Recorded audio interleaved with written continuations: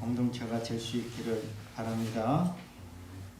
오늘 우리가 함께 나눌 말씀은 야고보서 4장 11절로 12절 말씀, 서로 비방하지 마라. 서로 비방하지 말라 하신 이 말씀은 야고보서 우리가 지난주에 나눴던 말씀, 야고보서 4장 1절로 9절 10절의 말씀, 세상과 겉하고 세상으로 간 사람들, 세상을 사랑하는 사람들하고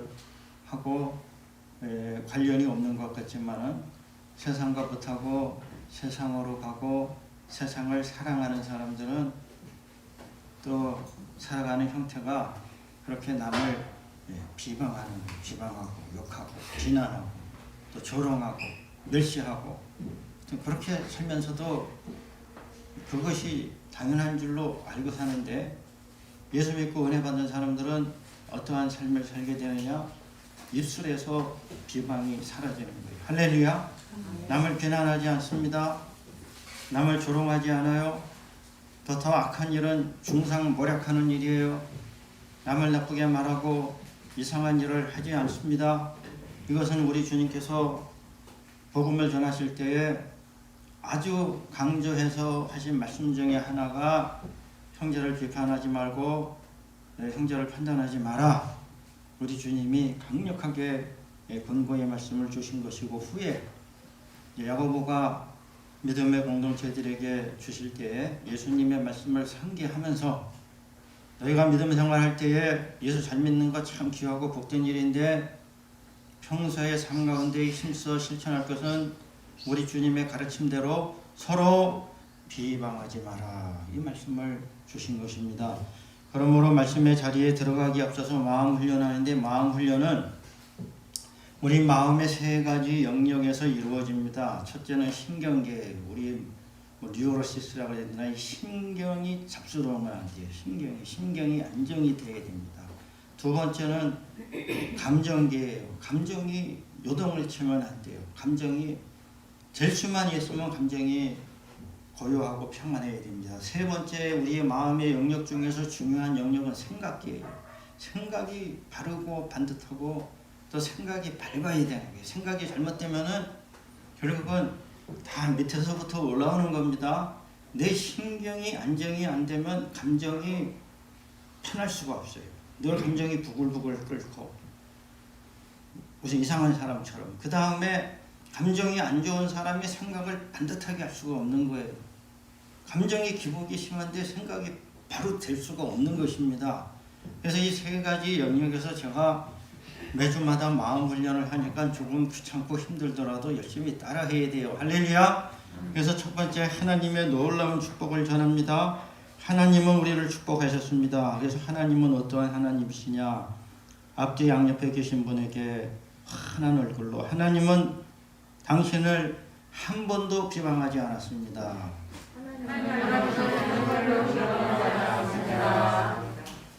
우리의 사랑을 전합니다. 따뜻한 마음으로 상대방을 사랑하는 마음으로 말을 전합니다. 적당히 비방하겠습니다. 제가 늘 말씀드리죠. 좀 적당히 하라고. 자, 설교 중에 나옵니다. 끝으로 상대방을 축복합니다. 주먹을 불끈 쥐고 에너지를 넣어줍니다. 좋은 말을 하고 살 것입니다. 감사합니다. 비방 혹은 비판은 모두 자기 중심성의 결과물입니다. 우리 인간은 비방하거나 비난하거나 또 좀 나은 어휘에서 비난하거나 남에 대하여 뭐라고 자꾸 말을 하려는 것은 인간의 본성이라는 거예요. 누구도 벗어날 수가 없어요. 그러나 그 인간의 본성이 좋은 뜻의 본성이 아니고 자기 중심성의 본성으로서 이기적인 본성이라는 거예요. 이기적인 본성이고, 대부분 어리석어서 남을 비방하고 비판하는 것이지 지혜로워서 남을 비방하고 비판하는 경우는 없어요. 지혜로우면 우리가 이해를 해주겠죠. 웬만하면 이해를 해주는 거예요. 또 우리는 교만할 때도 남을 조롱합니다. 잘난 사람은 그렇게 무슨 모자란 사람을 약 올리고 조롱해요. 여러분이 잘나고 똑똑해도 그러한 일이 없으시기를 부탁드립니다. 혹은 열등감에 쌓일 때에 그렇게 상대방이 싫은 거예요. 열등의식 나쁜 것은 내가 못나면 그만이지 왜 그렇게 남이 못마땅합니까? 제가 못났습니다. 겸손히 깨달으면 그게 좋은 거예요. 근데 열등감을 느낄 때에 상대방을 비방하는 거예요. 오늘 이 본문에 상호 비방하지 말라 하는 이 비방의 원문이 헬라어에는 카탈라 레인이라는 말인데 여러분이 알 필요는 없지만 이 원문의 뜻은 상대방을 비난하고 헐뜯고 그 자리에 없는 사람을 뒤에서 얘기하는, 요새 애들이 얘기하는 소위 뒷담화를 까는 거예요. 뒷담화인지 담화인지 하여튼 중요하지 않지만 뒤에서 깐다는 거예요. 왜 그러는지 몰라요. 살면서. 여러분, 저는 직업이 목사고 목사가 아니라도 상담을 했던 사람이고 잘하지는 못했지만 또 나름 심리학도 본다고 조금은 본 사람인데 여러 사람을 만나고 대화하고 상대하다 보면 똑같은 사람은 단 한 사람도 없어요. 놀라운 일입니다. 한 사람도 없는데 모든 사람은 다 뒤에서 얘기하는 걸 좋아해요. 저를 포함해서. 그런데 그것이 다 정도가 있다는 거예요. 그래서 제가 항상 적당히 하라는 거예요. 적당히. 어떤 사람은 앉아서 입만 열면 그 자리에 없는 사람을 욕하고 헐뜯고 흉보고, 그래서 제가 왜 그러냐 이거예요. 좀 이제 그만하라고. 더 말 안 해도 내가 다 이거 알아들으니까 그만하라고 이제. 뭐 그렇게 많이 해야 아는 것도 아니고. 근데 자기 마음이 힘들고 어려우니까 자꾸 없는 사람 떠났으면 떠난 거지. 그냥 빠이빠이 잘 가라 하고 안 보면 그만이잖아요. 할렐루야? 또 보게 되면 어떡할 거예요? 볼까봐 겁나요? 그 가버린 사람을 뭘 얘기해. 그냥 보내주지. 내 마음에서 보내야 돼요. 흘려 보내는 거예요. 가서 잘 살아라. 잘 먹고. 자, 여러분, 이러함으로 그 자리에서 없는 사람을 그렇게 헐뜯고 비난하고 중상모략하는 의미가 있는 거예요. 그래서 이러한 것은 참으로 부당하고 하나님이 기뻐하지 않는 일이라는 것입니다. 그리고 이러한 일에는 하나님이 기뻐하지 아니하시기 때문에 반드시 심판이 따르는 줄 알아야 돼요. 그래서 로마서 2장 3절에 그러므로 남을 판단하는 사람아, 물은 누구든지 내가 핑계치 못할 것은 남을 판단하는 것으로 내가 너를 정죄함이니 판단하는 내가 같은 일을 행함이니라. 이런 말씀을 로마서에서 우리에게 주고 있는 것입니다. 그러므로 우리는 아무리 인간의 본능이 그러할지라도 우리 인간의 본능은 좋다 나쁘다 말하기가 힘들지만 제가 생각하기에는 본능도 어떻게 보면 인간의 본능은 단순하게 짐승의 본능과 같이 한 가지는 아니에요. 본능도 어떻게 보면 찢겨져 있는 거예요. 본능이. 그런데 악한 본성이 반드시 우리 인간에게, 우리가 이것을 아는데 나에게 악한 본성이 있다는 것을 알면은 남을 흉보고 비난하고 비방하는 거 결코 좋지 못한 본성임을 알아서 항상 조심해야 되겠다. 할렐루야. 다음으로 비방하는 것은 공동체를 해체시키는 암과 같은 존재인 것입니다.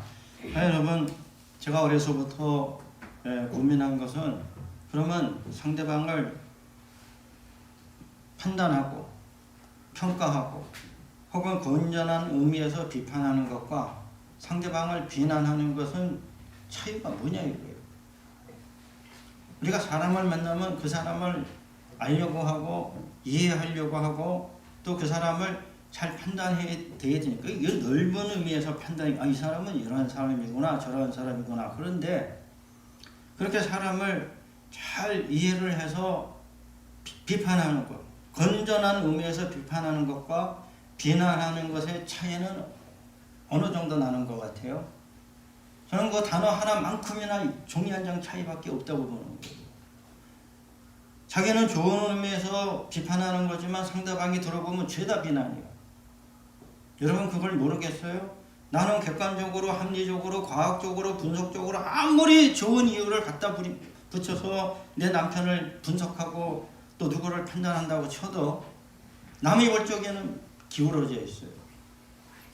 거기 자기가 들어가 있는 거예요. 그래서 남을 좋은 의미에서 이제 뭐 성경 주석학에서의 구동 비판이든 누구를 잘 비판해서 객관적으로 상대방을 좀 알아가는 것과 비난하는 것의 차이가 별로 크지 않아요. 그러니까 많이 하면 비난이 된다는 줄로 믿으시기 바랍니다. 너무 많이 하려고 하지 말라는 거예요. 그냥 필요한 만큼만 이해하고 또 그 사람에 대해서 분석은 필요하지만 과도하게 넘어가기 시작하면 선을 넘어가서 나는 비판한다고 열심히 떠들고 있지만 남이 들으면 욕하고 앉아있는 거예요. 욕하고 근거도 없이. 대체로 비판은 말로 설명이 되고 또 예증이 들어가고 분석이 가능하지만 비난은 밑도 끝도 없어요. 그냥 무조건 싫다는 거예요. 무조건. 그 무조건 싫다는 말이 세상에 어디 있어요. 좋아도 우리 인간은 이유가 있어야 되고 싫어도 근거가 있어야 됩니다. 할렐루야. 밑도 끝도 없이 싫어요? 그건 내가 나쁜 인간이라는 거예요. 내가 나쁜 인간이라는 거에 다름이 아니면 어리석거나 반드시 이유를 댈 수 있어야 돼요. 싫으면 싫은 이유를 8가지에서 10가지라도 적어서 상대방에게 말할 수 있는 용기라도 있어야 된다는 거죠. 무조건 싫다? 그래서 여러분 우리 공동체를 깨트리는 암과 같은 이 비방 초대교회에서부터 철저하게 배격한 것이고 저는 이 비방의 3가지 형태가 있는데 첫째는 조롱하는 거예요. 상대방을 조롱하는 거예요. 조롱하는 건 뭡니까?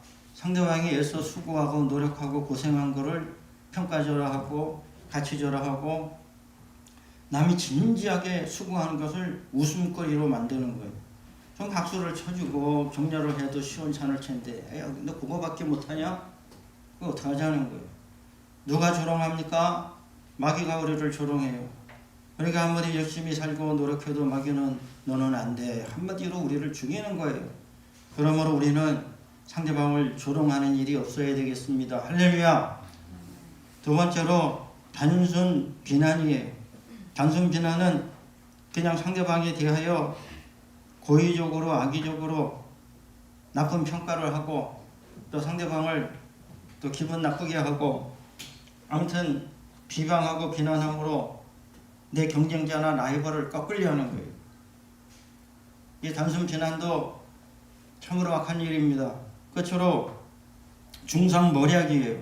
중상모략은 좀 나보다 나은 사람, 잘난 사람 그런 사람을 우리는 볼 때에 어떻게 해야 되겠어요?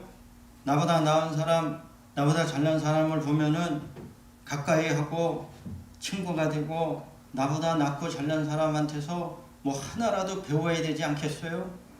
결국은 여러분 사람은 내가 만나는 그 사람으로 내가 되는데 그래서 이 부족한 저도 좋은 친구를 많이 사귀려고 노력하는데 이 세상에 친구가 드물어요. 살면 살수록 친구 사귀기가 힘들고 제가 성격이 나쁜 건지 그건 여러분 판단하지 마세요. 진짜 목사님 성격 나빠요. 속으로 그러지 말고. 근데 여러분 아무리 내가 세상에서 좋은 사람을 사귀고 싶고 이왕이면 잘난 사람, 잘생긴 사람하고 사귀고 싶어도 그 잘생긴 연예인들은 저하고 친구 안 해요. 여러분 아무리 세상에 내가 부자가 되고 싶고 잘 살고 싶어도 세상에 돈 많은 사람들이 나하고 친구 안 합니다. 같이 어울리려고 그래도 돈이 많이 들어요. 그냥 짜장면만 먹어도 될 거를 이상한 걸 같이 먹어야 되고 아무튼 힘든 일이에요. 그런데 우리가 이 세상을 살면서 나보다 잘나고 똑똑하고 그런 사람을 보면은 배우면 좋은데 부러워하다가 부러움이 지나치면 뭐가 돼요? 시기가 되고 그냥 질투하는 마음이 찔러가지고 어떻게 하기 시작합니까? 주위에서 중상모략하는 거예요. 이 중상모략하는 거는 어떻게 보면은 가장 나쁜 비방의 형태인 겁니다. 고의적으로 악의적으로 상대방을 꺾으려는 시도가 오늘 본문에서 말하는 상호 비방 속에 들어가는 것입니다. 그러므로 오늘 우리가 예수를 믿고 복된 마음, 좋은 마음을 가지면 나보다 못난 사람을 봐도 업신여기고 깔보고 조롱하지 않습니다. 또 내가 마음에 들건 안 들건 누구를 만나건 웬만해선 비난을 안 해요. 그냥 그러려니 할렐루야. 은혜를 받으면 그러려니 하고 넘어가는 거예요. 그런가 보다. 그리고 여러분, 우리가 복된 마음으로 살려면 누구를 중상모략해서는 절대로 안 되는 거예요. 그냥 내버려 둬야 돼요. 내버려 둬야 돼요. 하나님이 알아서 하시겠지. 초기 기독교 공동체는 예수님의 가르침을 받들어 새로 모인 세 식구 형제 자매가 믿음 생활할 때에 서로 비판하지 않았습니다. 그것은 예수님께 가르침을 받은 사도들이 예수님의 가르침의 핵심인 누구를 비판하거나 판단하지 말라는 말씀을 열심히 전하여 준 거예요. 그래서 마태복음 7장 3절에 어찌하여 형제의 눈 속에 있는 들보는 보고 내 눈 속에 있는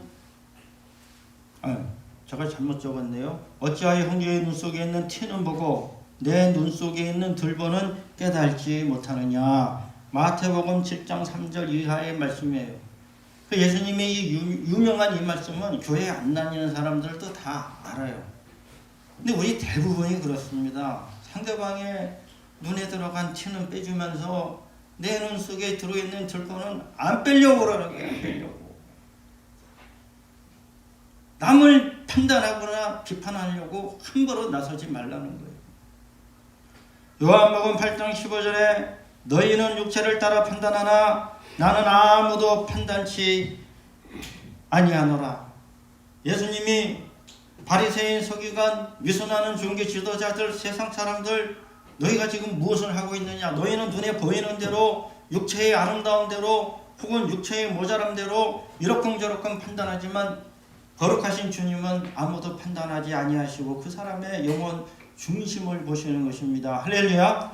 그러므로 오늘 우리는 이 예수님의 가르침을 받들어서 살아갈 때 특별히 믿음 생활을 하는 교회에서나 가정에서라도 상호 비방하는 일이 없도록 각별히 조심하고 마음속에 은혜가 충만해야 될 줄로 믿습니다. 은혜가 넘치면 좋은 마음이 생기고 좋은 마음이 생기면 웬만하면 모든 게 다 좋게 보일 수 있다고 저는 믿습니다. 은혜가 메마르면은 내 생각이 이상하게 피어오르고 뭐가 나고 각이 지고 그래가지고는 마음에 안 드는 일이 그렇게 많은 거예요. 어느 순간에. 그렇게 되면 결국은 나만 불편하고 힘들고 또 주위에 있는 사람들도 참으로 힘들고 어려움을 같이 겪게 되는 것입니다. 그러므로 오늘 본문 말씀 가운데 서로 비방하지 않는 말씀은 무슨 뜻입니까? 서로 비방하지 말라는 이 말씀 가운데는 서로의 방점이 찍혀 있는 거예요. 서로 비방하는데 서로 비방하지 마라. 그럼 이것은 비방의 상호성을 말하는 것입니까? 비방의 상호성이 아니라 이 비방의 악순환을 말씀하고 있는 거예요. 자, 여러분이 살면서 누군가를 비난하고 싶을 때, 누군가를 욕하고 싶을 때 어느 때에 그렇게 합니까? 여러 가지 원인이 있지만 가장 중요한 원인 중에 큰 부분은 상대방이 나를 비방할 때에 나도 같이 비방하고 싶은 거예요. 그렇습니까? 안 그렇습니까? 상대방이 나를 칭찬하는데 내가 비방해요? 그런 사람은 정신병원에 넣어서 한 달은 굶겨야 돼요. 정신 차리게. 아니 칭찬하는 사람을 비방해요? 대부분 우리는 누군가를 비방할 적에는 내가 상대방이 나를 욕하거나 또 내가 우연히 친구를 통해서 들었는데 야 걔가 너 욕하고 다니더라 그러면 그 순간 분노와 배신감을 느끼고 나도 비방하는 거예요. 자연스럽게. 그래서 비방은 순식간에 서로 비방이 돼요. 부부간에도 마찬가지예요. 서로 원망하고 욕하기 시작하면 한도 끝도 없이 이어지는 것이 부부간의 비난입니다. 원인도 없고 끝도 없어요. 어느 순간에. 그러니까 여러분 우리가 비방을 받을 때에 어떻게 해야 되겠어요? 아유 그까짓 거 오죽하면 그러겠냐. 또 우리 주님의 말씀을 받아서 그래 나를 비방할지라도 우리 주님은 비난과 조롱을 다 참으셨는데 내가 참을 수 있으면 좋지. 할렐루야. 그래서 이 비방의 악순환을 끊어내야 되는 거예요. 거리를 끊어야 비방이 상호 비방이 안 되고 그 비방 하나로 생겼다가 사라지는 줄로 믿습니다. 없어져 버려야 돼요. 그래서 비방은 단순 비방이 아니라 상호 비방이고, 이 상호 비방은 어떻게 되는 거예요? 더 큰 비방으로 증폭이 되고 더 커지고 더 나쁜 모양을 가지고 더 냄새가 나고, 참 서로 간에 정말 그 진흙탕 싸움이 되는데, 상호 비방이 되지 않도록 우리가 믿음 생활할 때에 은혜가 충만해야 될 줄로 믿습니다. 두 번째로, 서로 비방하는 것은 하나님의 율법을 어기는 것입니다. 오늘 본문 말씀 가운데에 형제를 판단하는 자, 곧 율법을 비방하고 율법을 판단하는 것이라. 형제를 비판하고 비방하는 것은 하나님이 주신 거룩한 율법, 생명의 율법, 또 이 율법은 거룩하고 생명을 주는 율법일 뿐만 아니라 하나님이 신의 산에서 십계명 율법을 주신 것은 우리 인간이 복받고 잘 살라고 주신 복의 율법인 거예요.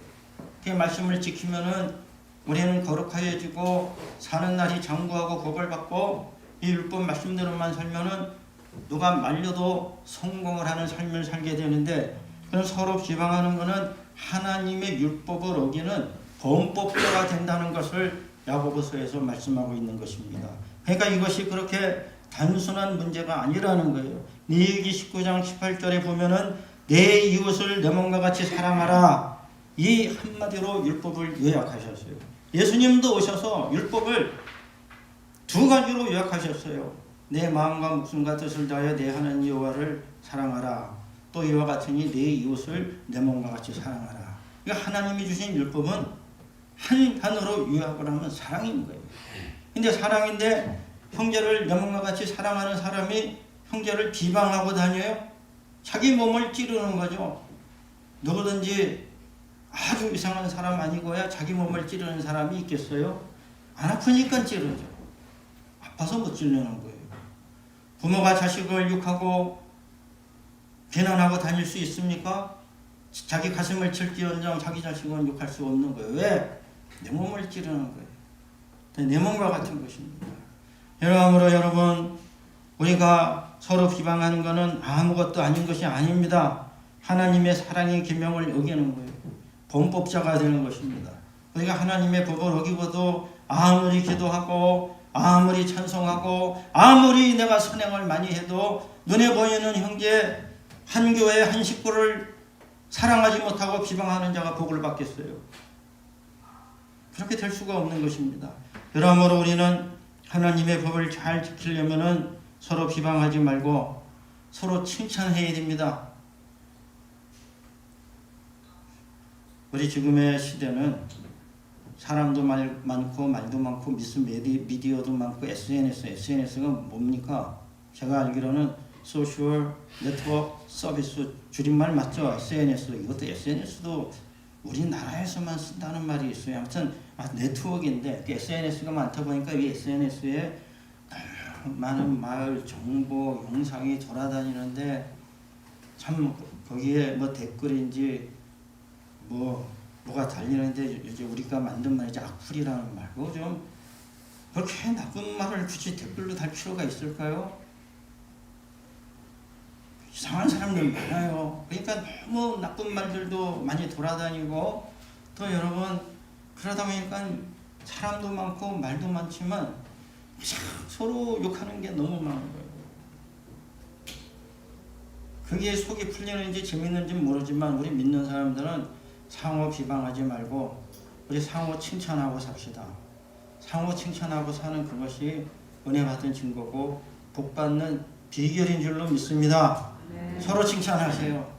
서로 칭찬하고 좋은 말 해주시고, 좋은 말을 먹고 또 서로 힘을 내고, 안 그래도 칭찬에 목마르고 칭찬이 메마른 이 세대에 좀 서로 좀 이렇게 좋은 말 해주는 것이 우리 주님의 거룩하신 뜻인 것입니다. 그처럼 서로 비방하는 것은 하나님의 심판권을 부정하는 행위인 것입니다.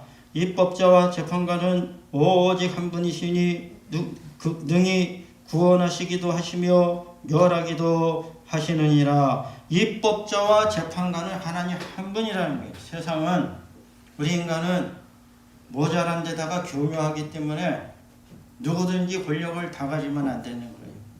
그래서 가장 민주적인 형태의 권력은 항상 분산된 형태를 가지고 있습니다. 분산시키는 게 민주주의라는 거예요. 아무리 완벽한 인간도 똑똑한 인간도 무슨 영웅이라고 할지라도 모든 권력을 가지면 그 유명한 명제 절대 권력은 절대 부패한다. 부패하게 되어 있는 거예요. 그래서 이 세상에서는 삼권이 분립되어 있어요. 소위 민주사회라고 하는 정치 시스템은 세 가지 권력을 찢어놨어요. 분리시켰다는 거예요. 그거는 뭐예요? 첫째는 순서대로 하면 입법권, 두 번째는 고등학교를 졸업한 지가 오래되지 아무도 대답을 못해요. 복습을 좀 해야죠. 두 번째 행정권, 세 번째는 뭐예요? 사법권, 재판권. 이거 분리를 왜? 이거 한 사람 다 주면 큰일 나는 거예요. 저 북한이 김정은 되는 거예요. 배만 나오고 살찌고 부러워 죽겠어요. 저 그냥 안 부러워요. 여러분 오해하시면 안 됩니다. 여러분 세상의 모든 권력은 다 썩어지고 부패하기 때문에 분산시켜놔야 된다는 거예요. 근데 하나님은 우리 유일하신 하나님이 나눠 가지실 이유도 없고 나눌 존재도 이 우주에는 없는 거예요. 하나님 한 분밖에. 그래서 하나님은 입법자이시고 재판관이시라고 본문에 분명히 말씀하시는데 상호 비방하는 것은 하나님이 입법하신 율법을 근본적으로 깨트리는 것이고 범법자가 되는 거고, 또 상호 비방하고 판단하는 것은 하나님의 심판권을 찬탈하는 도적질하는 중대한 죄를 짓는 것입니다. 그러므로 오늘 우리가 믿음 생활할 때에 어떠한 삶을 살아야 됩니까? 모든 판단을 유보해야 됩니다. 할렐루야. 열어놔야 된다는 거예요. 세상에 지금 좋은 사람이 끝까지 좋습니까? 어떻게 우리가 확신합니까? 죽어봐야 하는 거예요. 누구든지 죽기 전까지는 나는 선하다고 말할 수가 없는 거예요. 세상에 지금 악한 사람이 계속 악한 상태로 있을까요? 그 사람도 죽어봐야 하는 거예요. 정말 어떠한 사람이 있는지, 사람은 앞으로 어떻게 될지 아무도 몰라요. 물론 경향성은 가지고 있어요. 대충 예측은 되지만 모든 예측이 다 맞지는 않더라 이거예요. 진짜 쓰레기통에서 장미도 피어나고 개천에서 뭐가 나요? 용도 나고 개천에서 개구리하고 도롱뇽만 나는 거 아니에요? 어떻게 저 연탄집 아들이 저렇게 훌륭하게 됐어? 그런 일이 생긴다는 거예요. 그러니까 세상의 모든 일은 우리가 판단한 대로 되지 않습니다. 그러므로 오늘 우리는 상호 비방하고 판단하지 말고 겸손히 항상 판단을 요구해야 되는 것은 결국은 종말론적으로 하나님께서 모든 것을 선악간에 판단하시리라. 하나님의 판단이 있다는 것을 우리는 부족해도 믿어야 하는 것입니다. 최종 판단은 하나님의 것이기 때문에 우리가 형제자매를 판단해서는 안 됩니다. 두 번째는 또 이것도 중요한 문제인데, 어느 누구든지 하나님 앞에 직고할 권리를 가지고 있어요. 그러므로 내가 그 사람의 입을 막을 수가 없어요. 마지막 때는 어느 누구도 하나님 앞에서 각각 자기 일을 직고하리라. 로마서 14장 12절에 이러므로 우리 각인이 자기 일을 하나님께 직고하리라. 우리 각 사람은 때가 되면 자기 일을 하나님 앞에서 직고하다는 건 뭐예요? 직접 말할 수 있는 기회를 잡는다는 거예요. 그래서 자기 변명 변호가 가능해요. 어느 누구든지 입막음을 할 수 없습니다. 지금의 권력이 만약에 부당하다면, 권세자가 만약에 악하다면 하는 일 중에 악한 일은 뭐예요? 입막음을 하는 거예요. 입막음을. 말을 못하게 해요. 왜 말 못하게 합니까? 말하면 자기가 손해보니까. 그래가지고는 겁도 주고 협박도 하고, 정말 그러는지 몰라도 영화 같은 거 보면은, 저 영화는 자주 안 봅니다. 영화 같은 거 보면은 죽이기도 하잖아요. 입막음 하려고. 그래서 사람을 재갈 물리고 양발에 콘크리트 이렇게 부어가지고 바닷물에 빠뜨리잖아요. 무서워 죽겠어요. 그런 거 보면은 어떻게 저럴 수 있을까 싶은데 입막음 하려고. 그러나 그러한 사람도 종말의 때가 되면 가게는 하나님 앞에서 직구하기 때문에 우리가 입막음을 할 수 없다는 거예요. 그렇기 때문에 우리는 어느 누구든 비방하거나 판단할 수 없는 것은 마지막 최종 판단은 항상 열려 있다는 것을 우리가 알고 살아야 되는 것입니다. 그렇기 때문에 우리는 어느 누구든지 비방하거나 판단하는 것을 조심해야 되고 또 참 잘못 판단하는 일이 없어야 되는 것입니다. 사실 우리 인간과 하나님이 판단하는 그 방식 혹은 과정은 혹은 시스템은 상당히 다른 것은 우리 인간은 아는 사실을 가지고 모르는 것까지 판단하고 비판하는 거예요. 우리 인간은 내가 아는 것을 가지고 모르는 것까지 다 판단하고 비판하려는 어리석음이 있는 거예요. 그러나 하나님은 모든 것을 다 아시고 다만 심판받을 것만 판단하십니다. 그러니까 하나님은 모든 것을 아시기 때문에 하나님의 판단은 공정하고, 그러나 하나님이 모든 걸 아시기 때문에 하나님의 판단이 공정할지라도 하나님은 그것만 판단하시고, 그렇기 때문에 하나님의 판단은 관대하시다는 거예요. 할렐루야. 우리 인간은 내가 아는 것을 가지고 그 사람을 판단하지만 거기에는 내가 모르는 것까지 다 이미 판단을 하는 거예요. 그래서 우리 인간의 판단은 어리석을 뿐만 아니라 무모한 거예요. 무모한 판단을 한다는 거예요. 말도 안 되는 생각으로 상대방을 재단하고 단정하고 내 생각의 프레임 속에 집어넣어가지고는 좋은 사람, 나쁜 사람, 내 편, 네 편, 별별 없는 사람, 자기는 열심히 분류하고 있지만 허구라는 겁니다.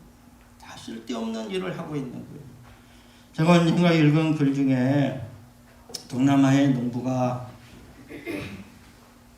밭에 나가서 일을 할 때에 첫째 아기, 사랑스러운 아기를 소쿠리에 넣어가지고 나무 밑에 그늘에 놔두고 또 자기 위해서 키우는 원숭이를, 사랑하여 잘 키워준 원숭이를 옆에 두고 원숭이 보고 이제 자기 얘기를 잘 지키라고, 그러고 밭에 가서 이 부부가 열심히 일을 했어요. 그 열심히 일을 하는데 조금 시간이 질렀더니 원숭이가 깨끗 소리를 지르면서 막 저기서 달려오는데 뭔 일이 나기는 났어요. 이 원숭이가. 근데 보니까는 입에는 피가 철철 묻어 있고 막 이 원숭이가 깨끗 소리를 지르면서 오는데 순간 이 부부가 가슴이 철렁 내려앉았어요. 이 원숭이가 미쳐가지고 우리 애를 물어서 죽였구나. 순간 그 생각이 드니까는 손에 가지고 있던 그 곡괭이를 가지고 깨끗 소리를 지르면서 원숭이를 쳐서 죽인 거예요. 그 원숭이를 쳐서 죽이고 급하게 나무 밑에 바구니에 있는 아기를 가서 봤더니 놀랍게도 이 아기가 새근새근 잘 자고 있는 거예요. 잠을 잘 자고 있는데 그 아기 옆에 큰 독사, 흉악한 독사가 피를 철철 흘리면서 쓰러져 있었던 거예요. 그 순간 이 부부가 깨달은 거예요. 이 독사가 와가지고 우리 애들을 해하려고 하니까 이 신실한 이 원숭이가 그 독사하고 싸우면서 이 독사를 물어 죽였는데, 순간 우리는 그것도 모르고 이 원숭이가 우리 애기를 물어 죽인 줄로 알고 우리가 큰 잘못을 했구나. 그래서 눈물을 흘리고 후회하나 이미 때는 늦었고 어떻게 합니까? 정성을 다해서 그 원숭이를 양집하는 곳에 묻어주고 참여하였다는 이야기인데, 믿거나 말거나 진짜든지 가짜든지 그런 이야기는 언제 어디서나 비슷한 유형의 이야기가 많이 생길 수 있다는 거예요. 그렇지 않습니까? 우리 인간은 내가 아는 것만 가지고 모르는 것을 판단하는 겁니다. 눈에 보이는 그 사람이 오늘의 그 모습이 어제의 모습이었고 내일의 모습이냐고요. 그리고 그 사람이 그렇게 됐다면은 나면서부터 그런 사람이었겠어요? 한때는 안 그랬었을 거예요. 상황을 잘못 만났거나 아니면 더 나쁜 사람을 만나서 변화가 됐거나, 그냥 우리는 항상 나하고 관계된 사건, 나에게 준 피해나 손해만 가지고 그 사람을 판단하고 정당하고 판단하지만은 우리가 하나님을 믿는다면은 좀 어떻게 해야 되겠습니까? 보다 관대해야 될 줄로 믿습니다. 좀 마음을 열고, 오죽하면 저랬겠어. 은혜를 받으면 저 오죽하면 저러겠어. 저 은혜가 있으면 저러고 사나보다, 저러고 살라고 하지. 그냥 피하면 그만이에요. 피하면. 그리고 더 은혜를 받으면 어떠한 사람이 됩니까?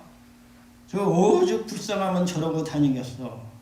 이 불쌍한 생각이 들면 더 은혜를 받은 거예요. 할렐루야. 그러므로 오늘 우리는 판단을 하나님께 요구하고 맡기는 것이 상호 비방하는 그러한 마음에서 보다 자유로울 수 있다는 거예요. 살다 보면은 저나 여러분이나 억울한 일을 적지 않게 당합니다. 저는요, 생각해 보면은 잘한 일도 별로 없지만은 하여튼 억울한 일도 기억나는 일들이 있어요.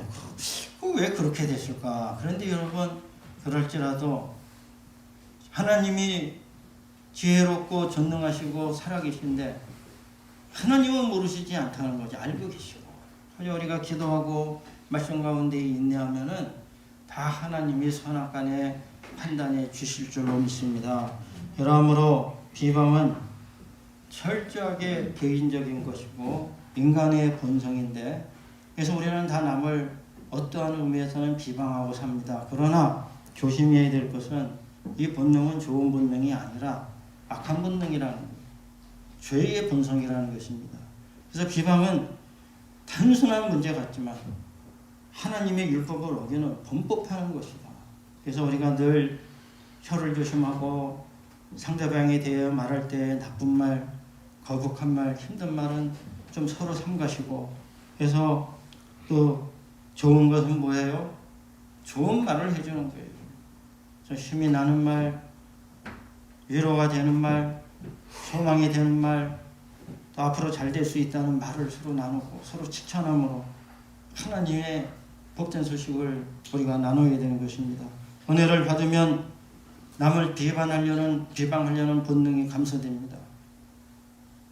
사람이 성숙하는 과정도 저는 이와 같다고 봐요. 사춘기 때는 제일 먼저 비방하는 상대가 누구예요? 사춘기 때는 부모를 비방합니다. 저도 지나가서 알아요. 내가 어느 순간 정신을 딱 차리고 나면 어머니 아버지의 단점이 보이기 시작하는 거예요. 그래요 안 그래요? 대답하기 싫죠. 집에 와서 생각해 보세요.